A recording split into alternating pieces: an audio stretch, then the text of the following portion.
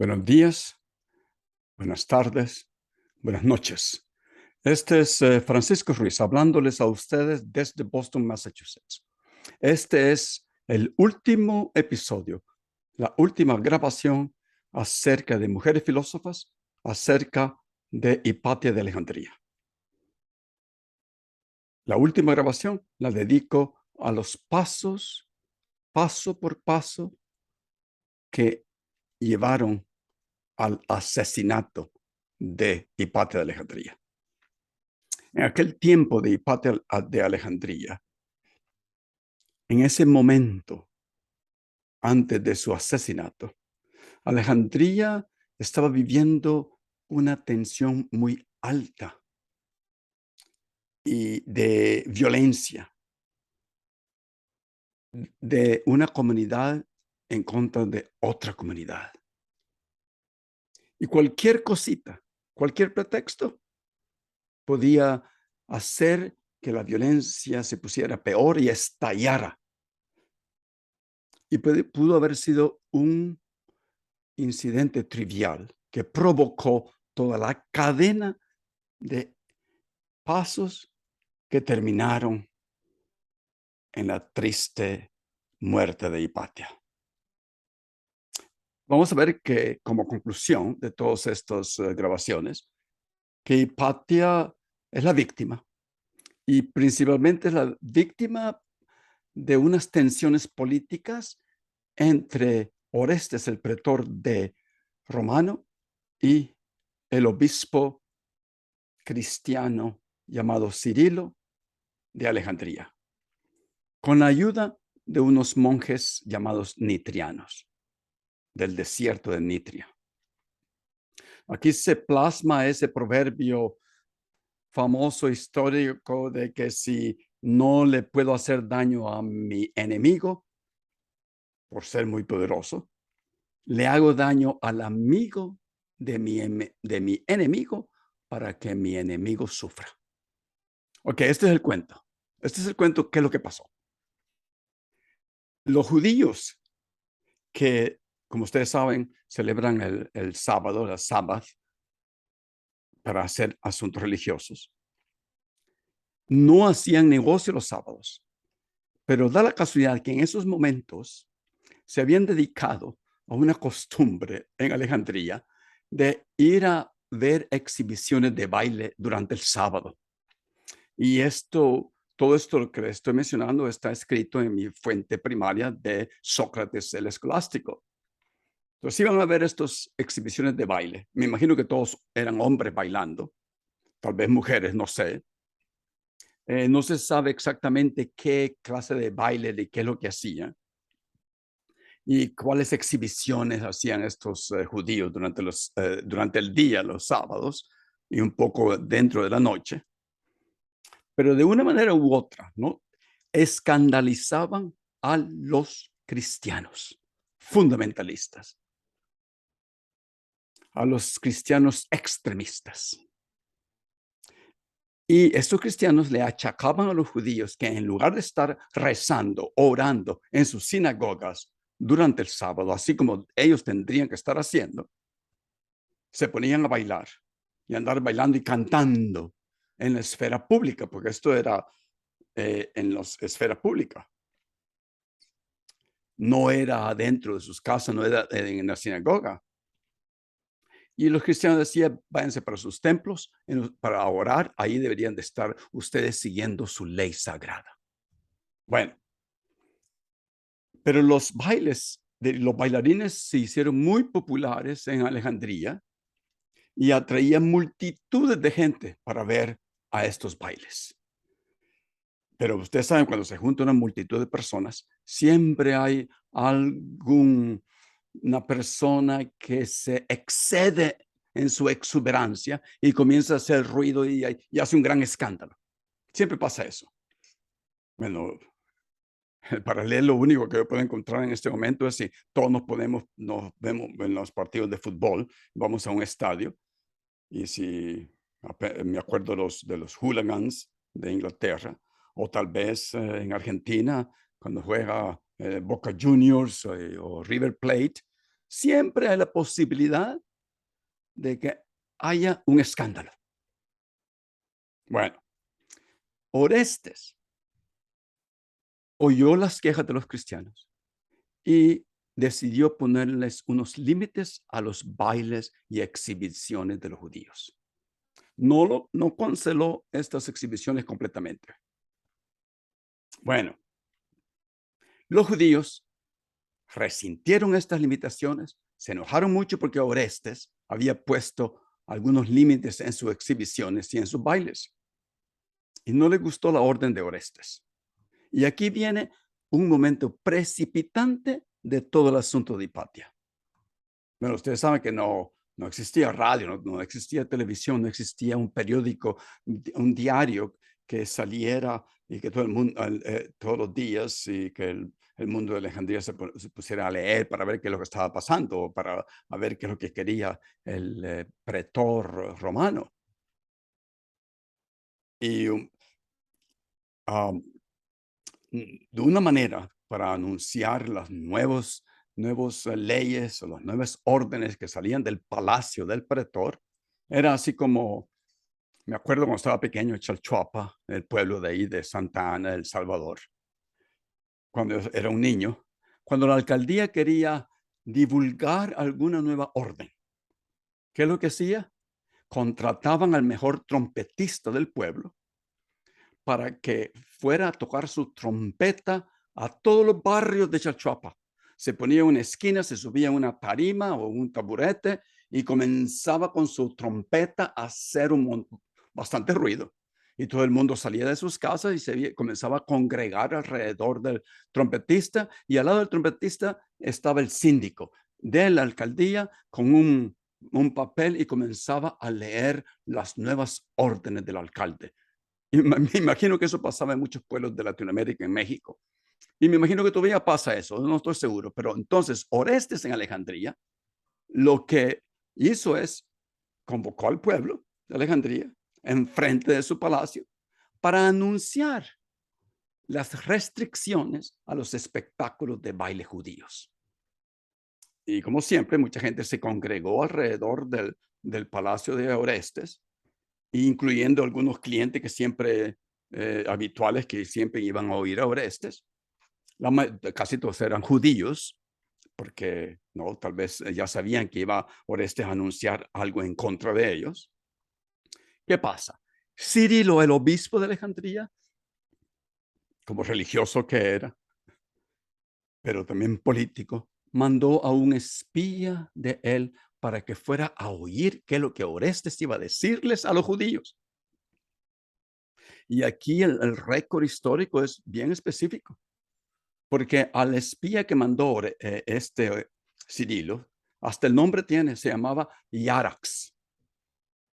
Bueno, los judíos al nomás ver a este Yarax, que tenía una fama de ser un cristiano extremista, muy conocido en todo, era un cristiano fanático, muy conocido en Alejandría. Los judíos lo vieron, se enfurecieron al ver la presencia de este hombre en la audiencia y lo vieron como una amenaza.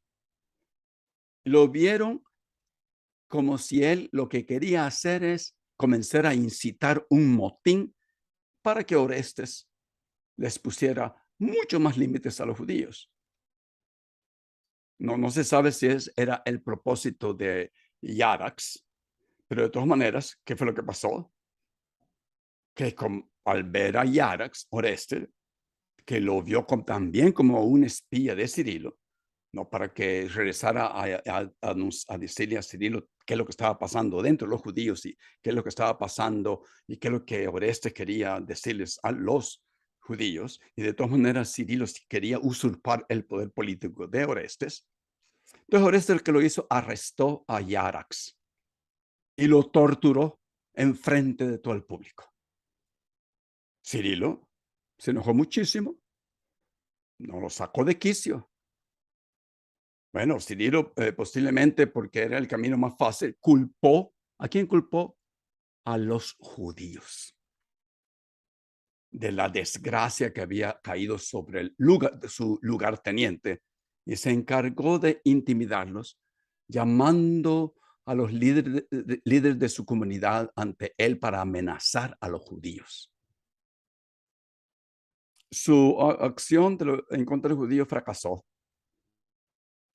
porque lo que pasó fue esto. Siempre hay extremistas fanáticos en todas partes. Unos extremistas fanáticos judíos, siempre los extremistas, siempre los fanáticos, no importa de qué religión, se reunieron en un conclave secreto y tramaron y llevaron a cabo una masacre de cristianos.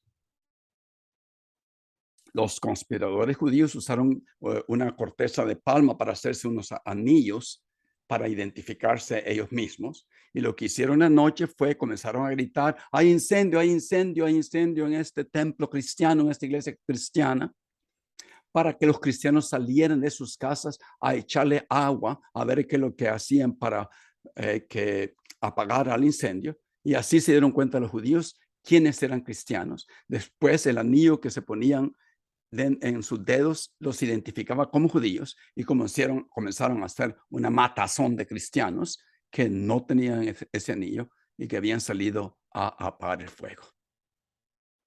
Entonces, todo el mundo que estaba fuera de su casa, que no era judío, los judíos lo mataron. Entonces, Cirilo, el obispo de Alejandría, no Orestes en este caso, fue el más rápido a responder a la matanza de los cristianos. Y acompañado por una gran multitud de cristianos, enojados obviamente, mandó a todos los cristianos a que saquearan todas las sinagogas de Alejandría. Se apoderó de todas las cosas de dentro de las sinagogas y expulsó sistemáticamente a los judíos de Alejandría. Y así, motivando así mucho más a sus seguidores fanáticos cristianos para que siguieran saqueando las casas de las sinagogas de los judíos. Entonces, Orestes, el pretor de Alejandría, se sorprendió que Cirilo había expulsado a los judíos, porque Orestes era mucho más moderado en términos de la religión. Y también Orestes sabía que los judíos eran los que mantenían un alto nivel de negocio. Y lo vio como una gran pérdida económica para Alejandría, no como pretor romano, haber expulsado a los judíos de Alejandría. Y entonces Orestes comenzó a ver cómo le cortaba las alas a este Cirilo, pero no sabía cómo hacerlo. Lo único que hizo Orestes es escribirle al emperador de Constantinopla, porque estamos hablando ya del Imperio Romano de Oriente, el Imperio Bizantino. Yo creo que el emperador en este momento se llamaba Teodosio II. Y también Cirilo le escribió cartas al emperador, no presentando la versión del incidente. Cirilo se vio como el que tenía la iniciativa, porque se vio que tenía fuerza. Y comenzó a buscar, y esto todas las fuentes primarias escriben acerca de cómo Cirilo comenzó a buscar una manera de reconciliarse con Orestes. Eso es cierto. Pero también es cierto que se quería reconciliar con Orestes de una manera donde Orestes tenía que ceder mucho y Cirilo no iba a ceder nada. Entonces, cualquier gesto de Orestes que hiciera Orestes, Cirilo lo hubiera interpretado como una rendición de Orestes. Esa cosa política que pasa mucho en la política de todas maneras. Y trató una vez, después trató otra vez, y la segunda vez que trató le trajo la Biblia, les trajo el Nuevo Testamento y le dijo a Orestes, mira Orestes, tú eres cristiano, yo soy cristiano, así que hagamos la paz. Orestes definitivamente como político y como cristiano, de alguna manera, en un nivel así profundo, sabía que tenía que aceptar a Cirilo, la posición religiosa de Cirilo, la moral cristiana. y la disciplina eclesiástica. Entonces se veía como estaba obligado a tomar la dirección de su adversario, de su enemigo.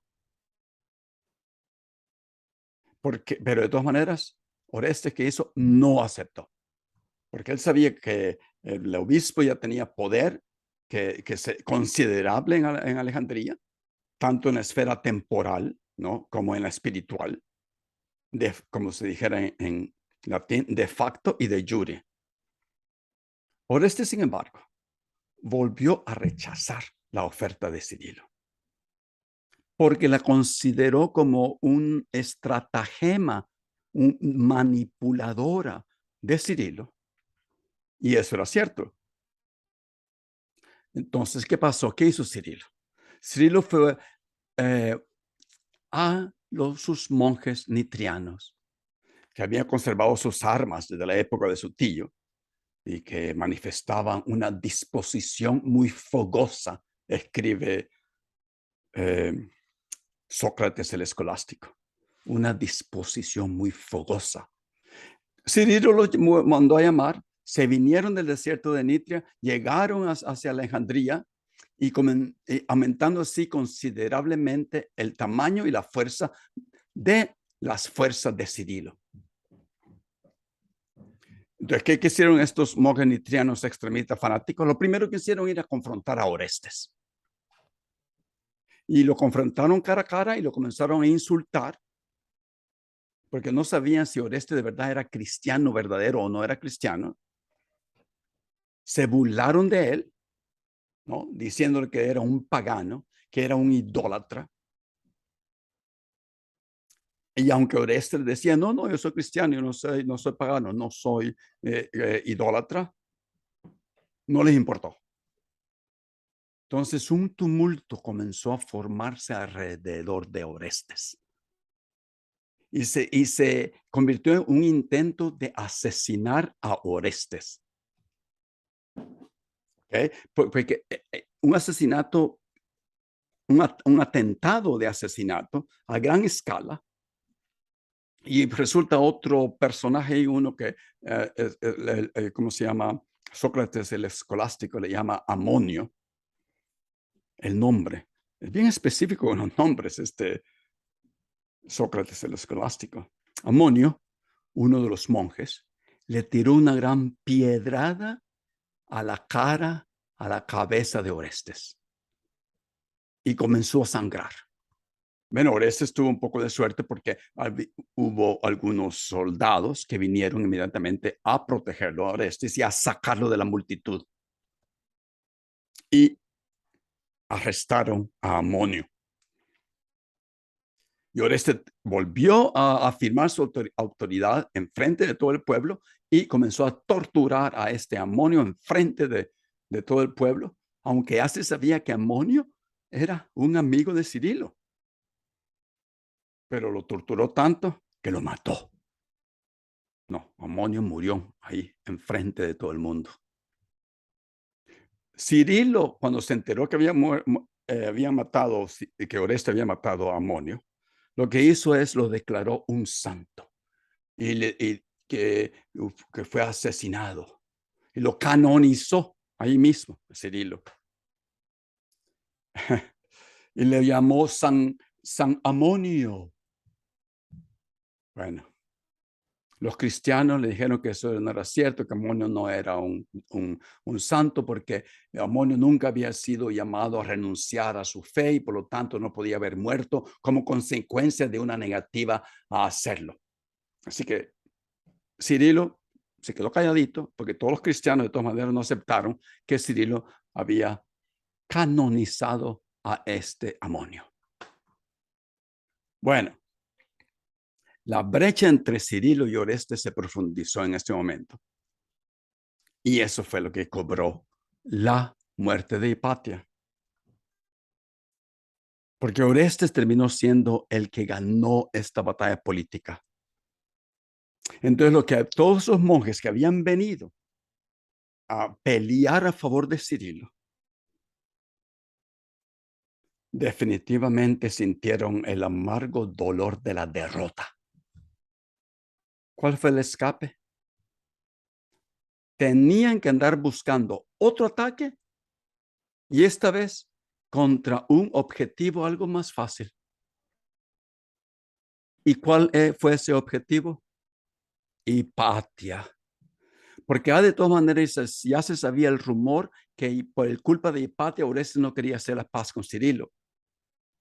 Y de todas maneras ya se sabía que dentro de la comunidad que Hipatia era pagana, genuinamente pagana. Y que no era una cristiana, simplemente etiquetada como cristiana, así como ellos pensaban que Orestes era. Y también era muy probable, y ya sabían que Hipatia no tenía soldados para protegerla. No tenía hombres armados que andaban protegiéndolo cuando ella caminaba en las calles de Alejandría. Porque de todas maneras Orestes ya había hasta reforzado. Unos días después ya había reforzado su guardia personal.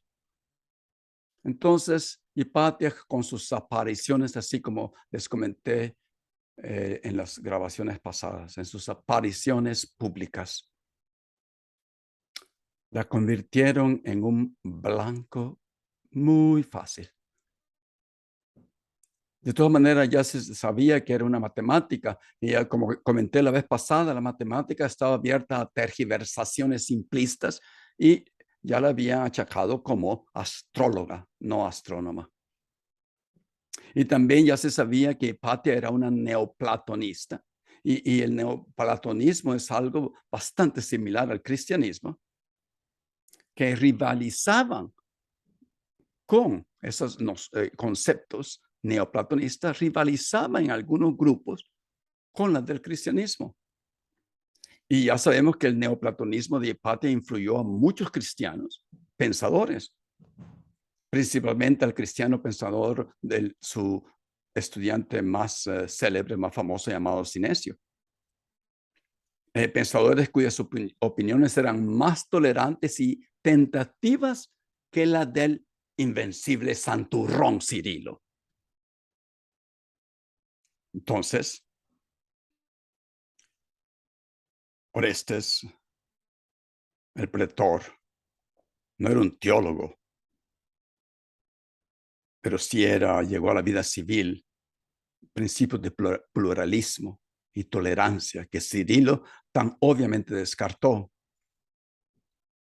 Y como era tan tolerante, los monjes nitrianos y cirilos vieron a Hipatia como la cómplice de Orestes. Y era la influencia de Hipatia que impedía que el gobernador Orestes extendiera la mano y agarrara la rama de olivo que Cirilo había ofrecido tan pública y teatralmente. Así que sucedió que una multitud de fanáticos extremistas cristianos, encabezados, y aquí es otro nombre que deja salir Sócrates el escolástico, encabezados por un Pedro el Lector, se llama este. Bloquearon el camino de vuelta a casa del carruaje en el que viajaba Hipatia, la sacaron a rastras y como si buscaran la sanción divina por su acto, arrastraron a la desventurada mujer a una iglesia donde la desnudaron y la mataron a golpes y la comenzaron a herir con pedazos de cerámica o pedazos de tejas. Y así como lo mencioné antes, hecho esto, continuaron en su frenesí, porque podemos decir que nada más era un frenesí casi orgiásticamente hablando, y comenzaron a desgarrar el cadáver y todo desgarrado lo llevaron para quemarlo, donde quemaban en Alejandría, donde el pueblo quemaba sus desperdicios. Y le sacaron a su cuerpo todo despedazado de la iglesia. Y ahí acaba el registro histórico de Hipatia. Después de eso, ya no se habla en el registro de Hipatia, la mataron. El cuento después sigue acerca de Cirilo, de Orestes, como siguieron como enemigos, como al final de cuentas Orestes fue que terminó ganando. Ahora, para terminar, yo sé que muchos cristianos ven a Cirilo como un santo, aunque, y en los anales de la historia de la religión romana católica, se cita a San Cirilo como aquel que peleó en contra del paganismo. Ok, esos son historiadores religiosos, pero como un historiador secular, no podemos aceptar esa parte religiosa. Bueno, porque no sabemos que si Cirilo está enfrente de Dios y Dios dice, ahora eres un santo, eso yo no lo sé. Ya sabemos que la iglesia tiene su propio proceso y tal vez tiene la iglesia acceso a medios especiales de conocimiento en tales asuntos.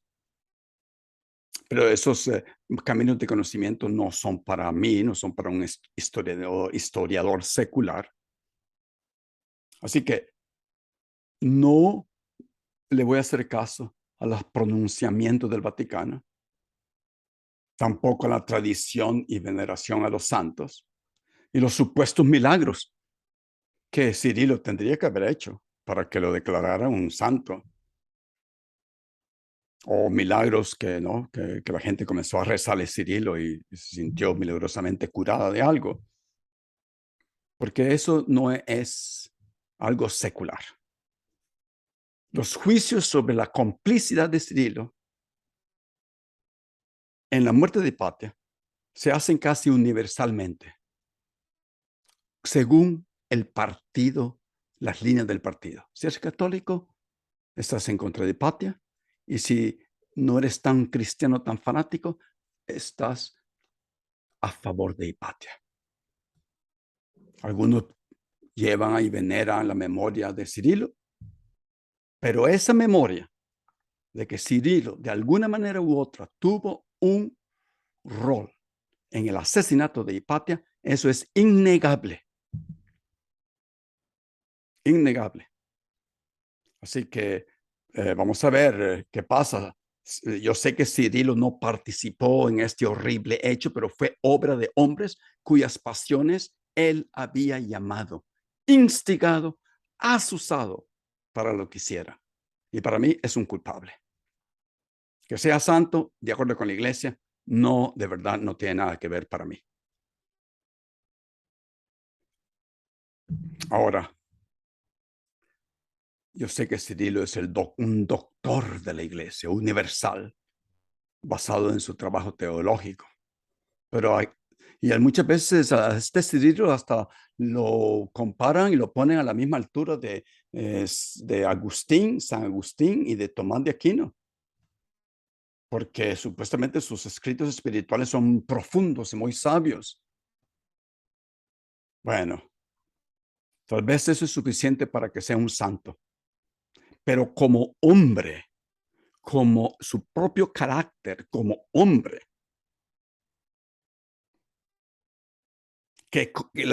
como pasaron los hechos, así como se revelan de acuerdo con las fuentes primarias en los incidentes que condujeron a la muerte de Hipatia, siempre empañará la admiración que los cristianos tienen por Cirilo. Bueno, yo creo que no es necesario decir más de esto. Voy a terminar aquí. Y la próxima vez que esté con ustedes, voy a empezar una nueva serie. Les voy a hablar, estoy preparando con mi amigo catedrático de la Universidad de Puebla. Estoy preparando una serie de filosofía alrededor de lo que nosotros entendemos como ser humano, lo que nosotros entendemos como humanismo, alrededor del concepto histórico del hombre y de la mujer, del ser humano. Muchas gracias y nos vemos pronto.